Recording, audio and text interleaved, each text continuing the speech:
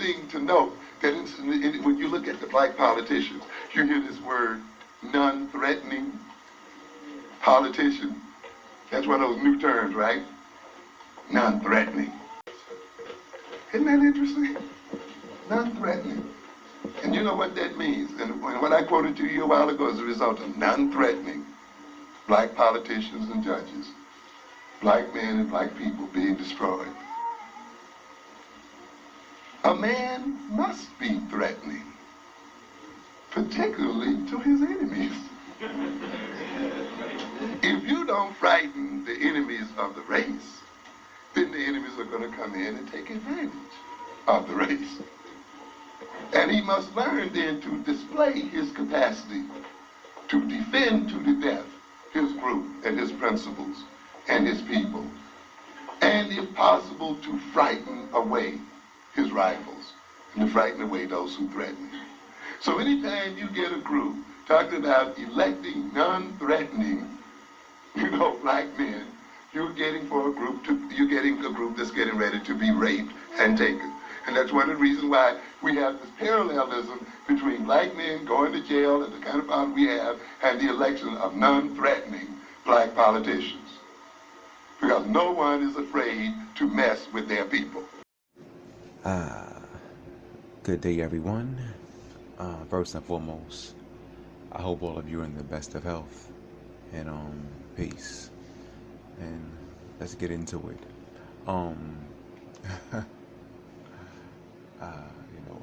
Let's do the title.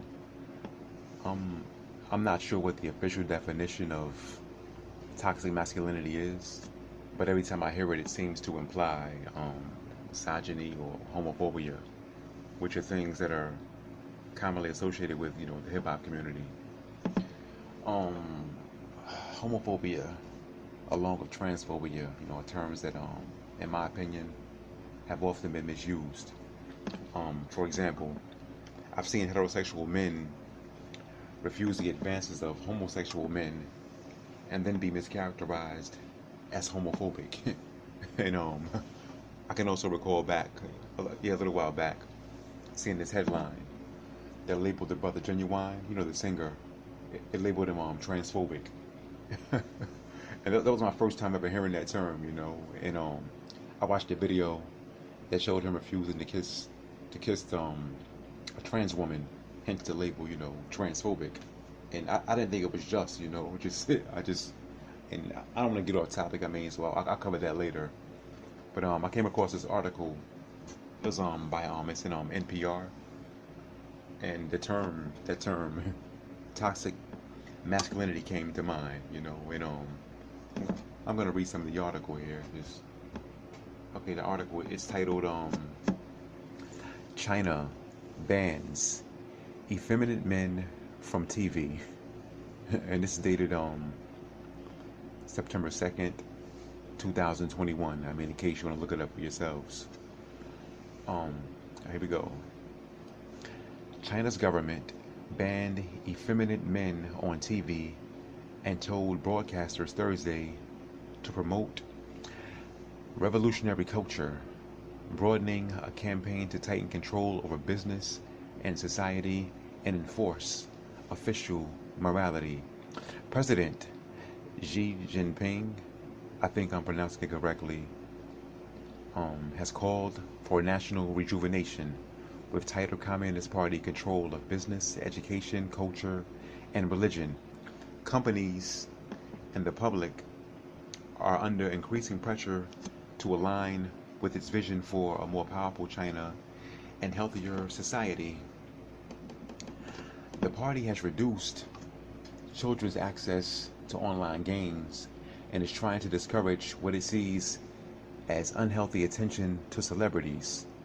Broadcasters must, quote, resolutely put an end to sissy men and other abnormal aesthetics, unquote, the TV regulator said, using an insulting slang term for effeminate men, Liang Pao, I think I'm pronouncing it correctly, or literally girly guns.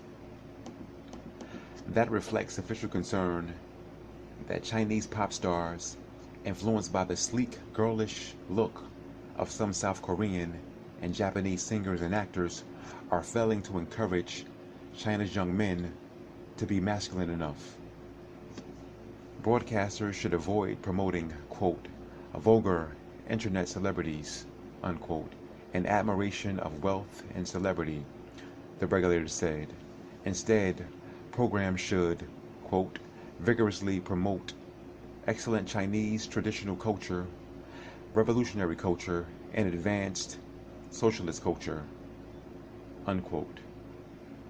And wow, I just found this article, it goes on. I'm not gonna read the whole thing, but I just found this article very interesting, and it's wow, just so many things came to mind when I was reading it. But one thing in particular, I'm sure we've all heard about, there's an agenda to feminize black men,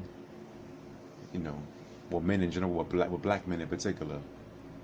And I don't know for sure if there's truly an agenda, but given a lot of the images that are projected to us, in all forms of media, I think that assertion has some substance. Now China, along with Russia and others, is regarded as one of America's chief competitors in the global community.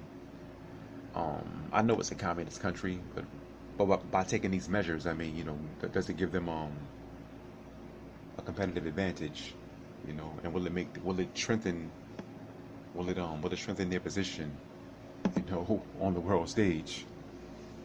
Who knows? Just some things that came to mind, and I wanna thank you all for listening, and you all stay well. Peace.